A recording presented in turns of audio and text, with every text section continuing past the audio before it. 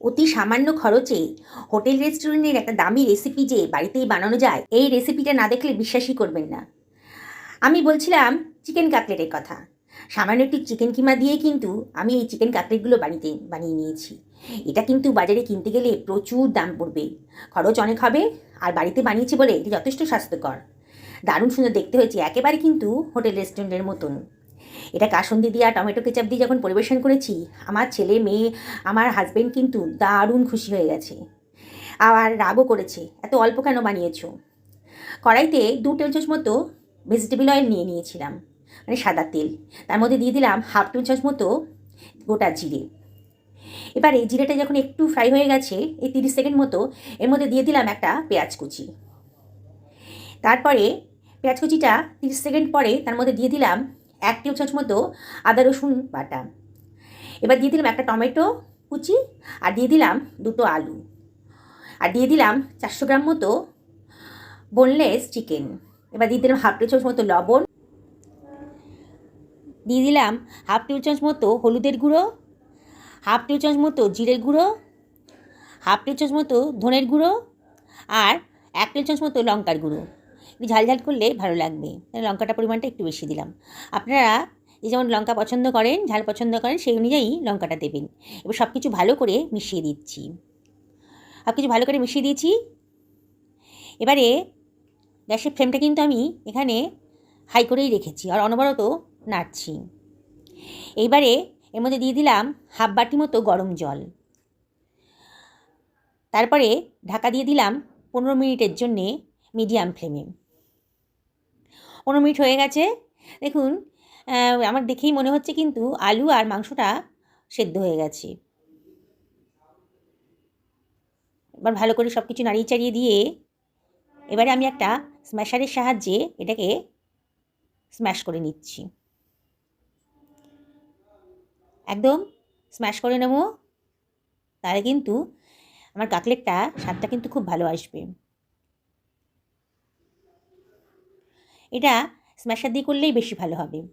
এটা মিক্সার গ্রাইন্ডারে দিলে খুব বেশি মিহি হয়ে যেত, তখন কিন্তু অতটা ভালো লাগতো না। সেই জন্য আমি স্ম্যাশার দিয়ে এটাকে স্ম্যাশ করে নিচ্ছি।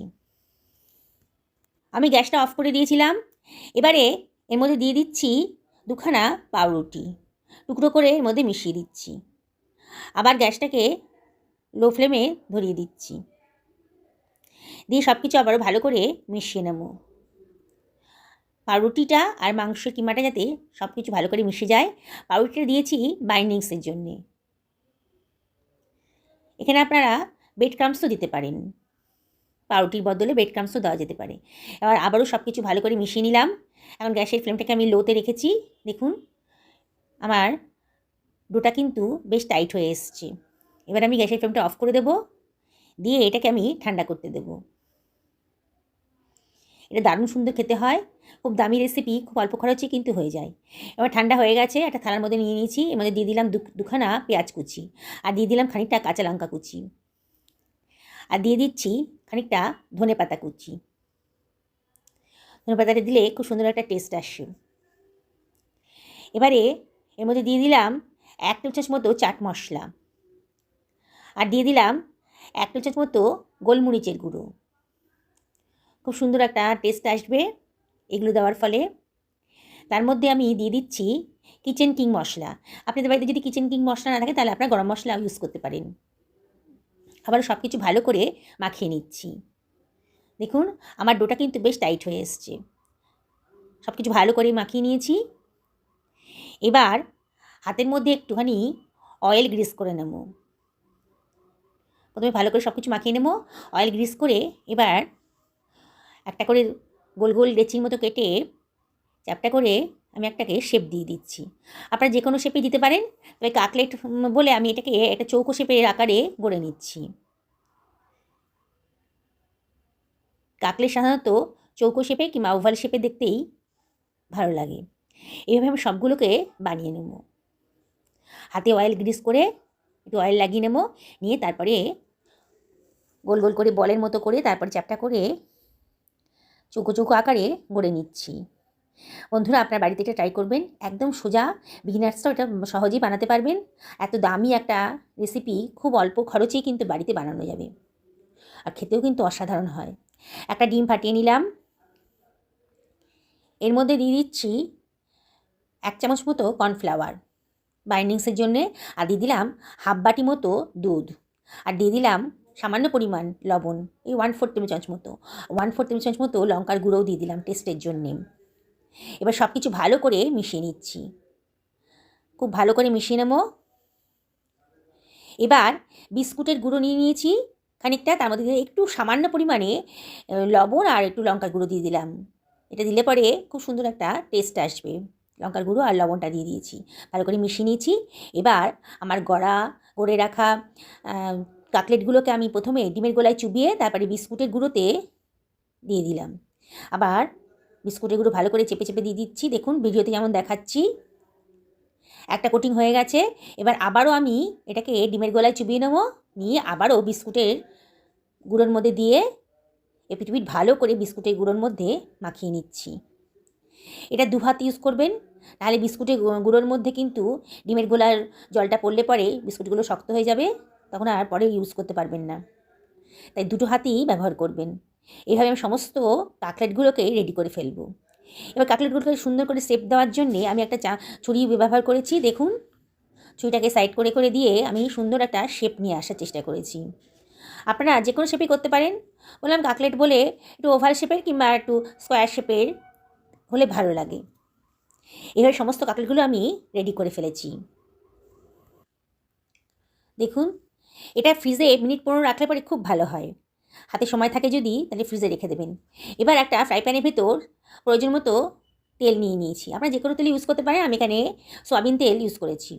তেলটা বেশ গরম হয়ে গেছে যখন, তখন হিটটাকে মিডিয়ামে করে দিয়েছি, দিয়ে আমি কাটলেটগুলো ছেড়ে দিচ্ছি।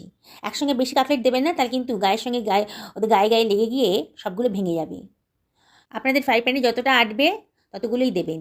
আমি চামচে করে অয়েল নিয়ে কাটলেটের উপরেও দিয়ে দিচ্ছি, দিয়ে এগুলোকে ভালো করে পিটু উল্টে পাল্টে ভালো করে ভেজে নেব, যাতে ভেতরটা কাঁচা না থাকে। এবার খুব সাবধানে উল্টাতে হবে, নাহলে কিন্তু ভেঙে যাবে। দেখুন আমি কীভাবে উল্টে দিচ্ছি, খুব সাবধানে কিন্তু করতে হবে, খুব নরম, তাই কিন্তু ভেঙে যাবে।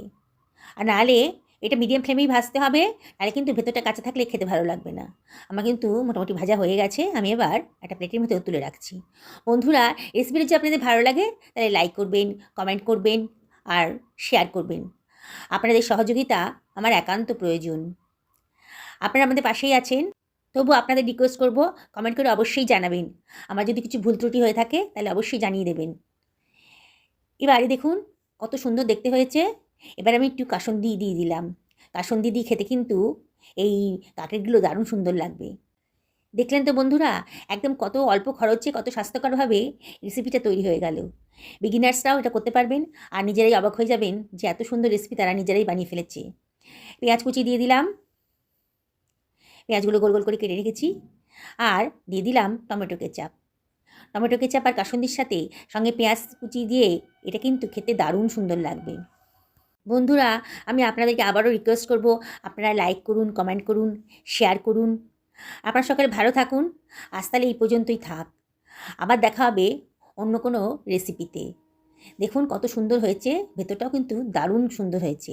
তাহলে আর কি, একদিন আমার মতন করে বানিয়ে ফেলুন, চায়ের আড্ডা একেবারে জমে যাবে।